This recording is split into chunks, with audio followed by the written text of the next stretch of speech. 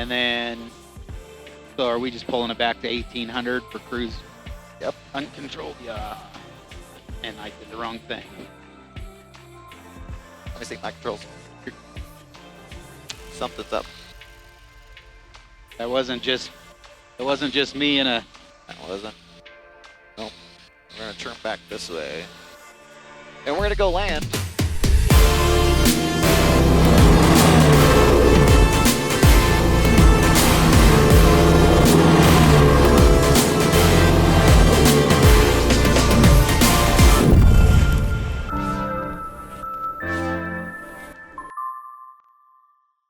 Hey everybody, welcome back. For those of you new to the channel, I am Sam Terrell, the Northwest Aeronaut. I'm a flight instructor here in the beautiful Pacific Northwest, based out of Hillsboro, Oregon. Today, we're taking a look at a recent flight I was doing with one of my multi-engine students when something abnormal occurred. This was something that presented very much like an engine failure, which of course is the primary eventuality that we are training for in multi-engine training. However, we quickly figured out that this was definitely not an engine failure and potentially could have been something much worse. This event occurred during an early training flight in the Piper Apache with my student Josh, in which he had just leveled off in cruise and we were preparing for our airwork maneuvers. Before we discuss any further, let's go ahead and just watch the clip and see what happened. So are we just pulling it back to 1800 for cruise? Yep. Uncontrolled, yeah.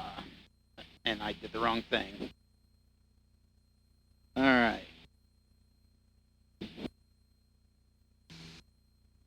I have uncommanded yaw. We've got left engine dead.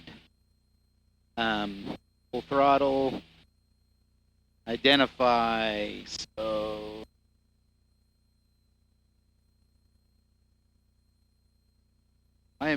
I'm still getting, that's making a bit of a difference though. Okay.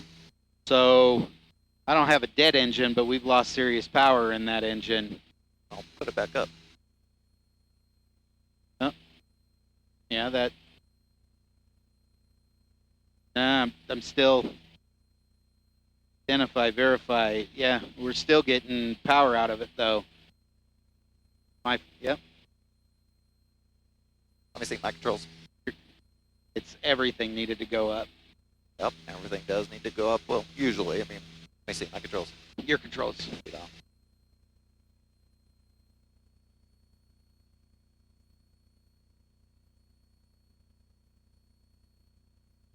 Flash practice area 791 Foxtrot on the southeast side of Hartstein Island at 6900 doing lazy 8. Flash practice area.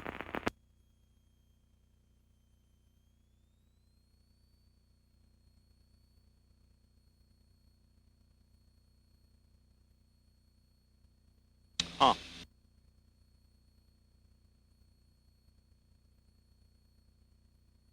I don't know what.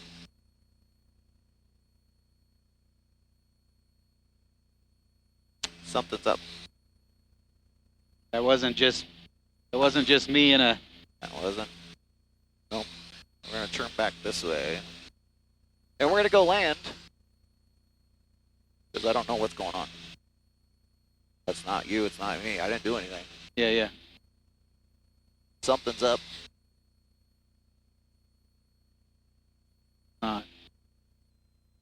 Oil pressure's still up. Oil temperature's still in the green.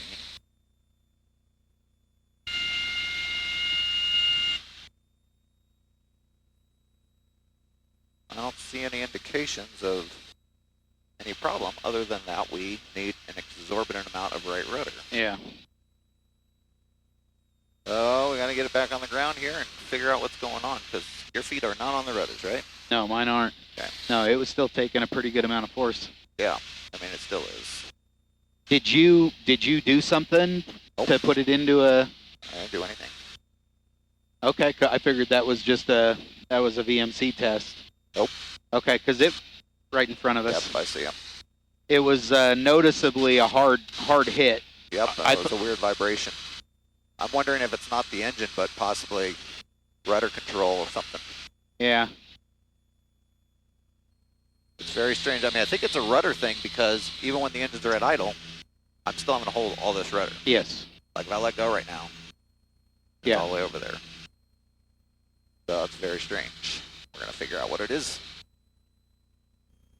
All right, 3 down, 3 green.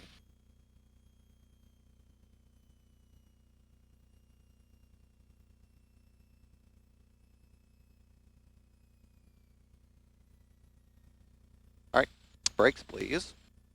Nice and easy. Yep. Blown this a couple times, huh? Yep. Gonna let it roll down to the last exit. Okay. Okay, so let's break down what happened here a bit. As we were configuring the plane for maneuvers, there was a sudden shudder and then a hard pull to the left. The image stabilization of the GoPro makes it a little tough to see, but you can recognize just a little bit of vibration just before the yaw to the left here in the footage. Josh did a great job of realizing and acknowledging the uncommanded yaw, as would usually be present in an engine failure. Naturally, he thought that I had done something for training purposes, as this is typically how things are done. However, I, on the other hand, knew that I had not done anything, so of course my senses were heightened as I was scanning the panel to look for any irregularities, but remaining silent and seeing how Josh would handle the situation. As I always teach all of my students, when it comes to any abnormal or emergency situation, we always need to first wind our watch, okay? This is an old saying used to describe the idea of taking a breath, remaining calm, and assessing the situation before taking any action. Josh, being understandably surprised by the unfolding events, did a great job at maintaining aircraft control, identifying the possible problem, and proceeding to verify his suspicions. Through the verification process, however, we indeed verified that the left engine was not dead. Typically, if the engine was in fact disabled or compromised, there would be no change in yaw as the throttle is pulled back and advanced. In this case, though, there was a definite change in the thrust coming from the left engine as we moved the throttle, which indicated normal operation. However, Josh was still having to use an exorbitant amount of right rudder to keep the aircraft flying straight and true. At this point, I took control so I could assess the situation and feel what Josh was dealing with on the controls. I methodically went through and checked everything from the props to the throttles to the flaps to the gear to see if I could identify anything that would be causing the issue at hand. However, nothing seemed to make a difference or be out of place. So at this point, I suspected a flight control failure in the rudder rather than an issue with any of the engines. From there, the decision had been made, and we turned around to go land. I took control of the airplane and landed back at the airport uneventfully. Not because Josh couldn't have done it, but simply because I wasn't sure how this problem may continue to develop or get worse and may have required quick and proper reactions. As you heard me mention, I suspected that the problem wasn't anything to do with the engine, but instead with the rudder itself. And sure enough, upon landing, we found the rudder trim tab to be completely unsecured and floppy. The control rod on the trim tab had snapped and caused it to be completely ineffective. For whatever reason, this manifested as a strong pull to the left during flight and required large amounts of right rudder to remain coordinated. Fortunately, the part was able to be repaired quickly and the plane was back in the air the next day. So while our plans and objectives for the flight this day were cut short and unable to be completed, it was a great lesson and experience for Josh, and that's why I wanted to share it with all of you.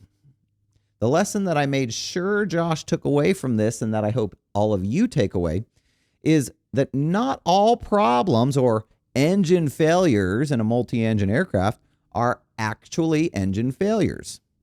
We have our prescribed procedures and drills that we conduct anytime we have a suspected engine failure, and part of that is verifying that the engine we think is dead is in fact dead. This verification may seem superfluous or even obvious at times throughout training, but As is demonstrated here in this real-life scenario, it is critical for actually troubleshooting the problem. What at first glance here seemed to be an obvious left engine failure, in reality had nothing to do with the engine. It actually could have been a much more serious situation had it not just been the trim tab that failed, but the whole rudder that failed. A loss of any flight control during flight is an extremely serious emergency and may have needed to be handled much differently. This is why careful examination of the issue and tender handling is important when you don't know for sure what is actually causing the problem or how much worse it may become. Even though the plane required a lot of right rudder pressure, I didn't use as much as I could have to keep the ball centered, and instead kept the ball split to the right just like we would if it were an actual engine failure scenario, simply because I didn't want to put any more strain on the control surface than I needed to while not fully knowing the condition of it. I also kept relatively low power settings and used gentle maneuvering, all to simply limit the loads on the control surfaces. So, in summary, it's critical during any abnormal or emergency situation to wind your watch, take a breath, assess the situation, and respond appropriately. This doesn't necessarily mean to be slow. We want to take immediate actions as appropriate to the situation at hand, but we need to do so in a calculated manner and not make any rash or reactionary decisions. Remember, aside from a midair breakup, there's nothing that can happen in the plane to make you just fall out of the sky. So, aviate, navigate, communicate, and stay calm and collected through any situation you encounter. Everything will be just fine. All right, everybody. Hey, I hope you found that helpful. Thanks so much for spending time with me today. If you enjoyed this scenario overview, please like and subscribe, and please share it with anyone else you think would find it useful. I appreciate all your support, and until next time, resume your own navigation. See ya.